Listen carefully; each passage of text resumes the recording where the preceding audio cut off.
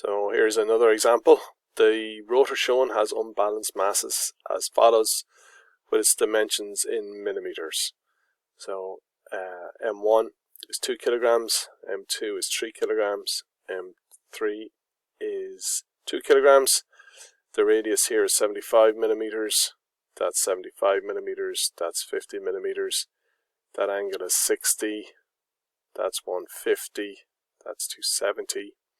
And then we have our distances here. And we're asked to find the necessary counterweights in kilogram millimeters and their orientations in balance planes at P and Q. So P and Q to statically and dynamically balance this rotor. Okay, so here's the question again. I've just marked in the angles and put the masses on it. So to dynamically balance it, then the sum of the moments must be equal to 0. So we have MRD. So for the first one, we're taking the moments about Q. So we're going to take the moments about Q here. Let's change the pen color. I'm going to take it about Q. So the distance from 1 to Q is 0. The distance from Q to 2, so that distance there is 50. And from Q to 3 is 50, 25, 75 is 100, 125. That's that. We were given the angles, so that was 60 degrees. That was 150. And that angle there is 270. So they're all okay. And the masses, just to check, was 2, 3, and 2 kilograms.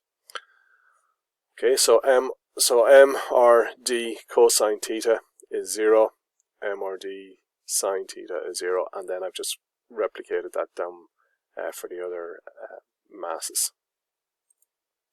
So when we add that up, we get MRD cosine theta. The sum of 1, 2, and 3 is minus 9,740. Let's say 743. And for the sine, it's minus 11875. That means MP RP dP cosine theta p is 9743. So we just changed the sign. And MP RP dP sine theta p is 11875. Again, we just changed the sign. And you can look at example 1 and example 2 to see why we do that.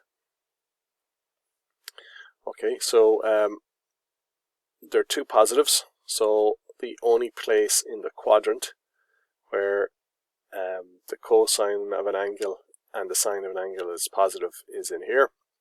So I've replicated over here. So the cosine value is 9743, sine value is 11875, and that means when I get the angle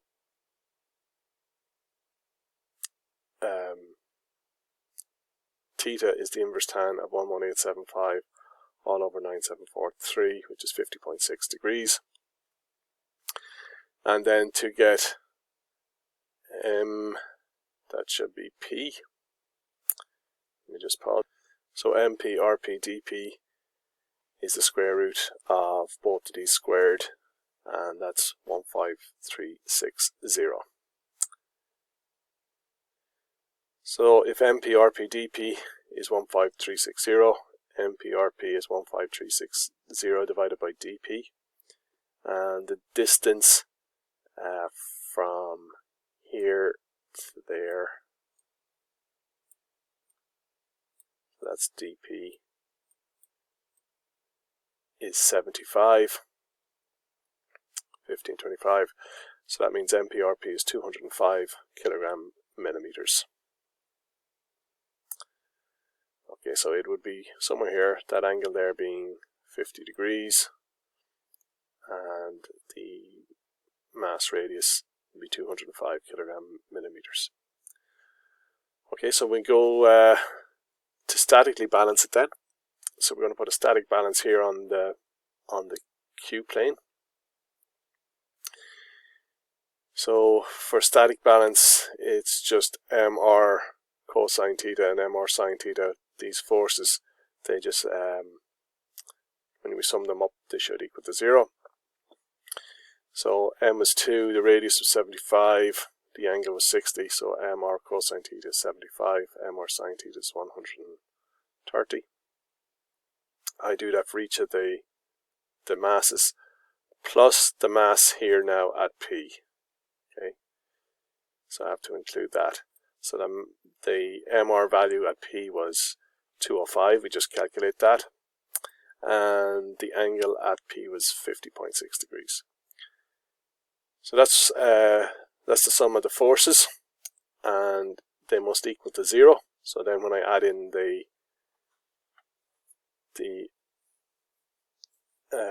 that should be Q. So when I add on the balanced masses at Q, so MQ, RQ, cosine theta Q, when I add that on to this, it should be equal to 0. So that's minus 10.2, and that's minus 300.8 for the sine values. Okay, so we have two minuses, and we'll take them on to the next slide.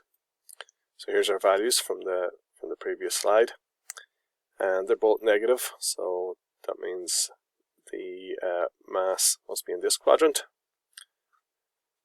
So if I want to get the angle, then it's the inverse tan of 300.8 divided by 10.2, and that turns out to be 88 degrees. So that means this angle here is 88 degrees, that angle there, but we want that angle. So we have to add on 180, because we measure everything from here. So if we add on the 180, then the theta Q is 268 degrees. So it's almost 270. So, you know, it should be maybe there. Okay. I want to get MQRQ, so then it's just the square root of the 10.2 squared and the 308 squared, giving me this value here. And that turns out to be 300.9. So MQRQ is 300 kilogram millimeters at an angle of 268 degrees.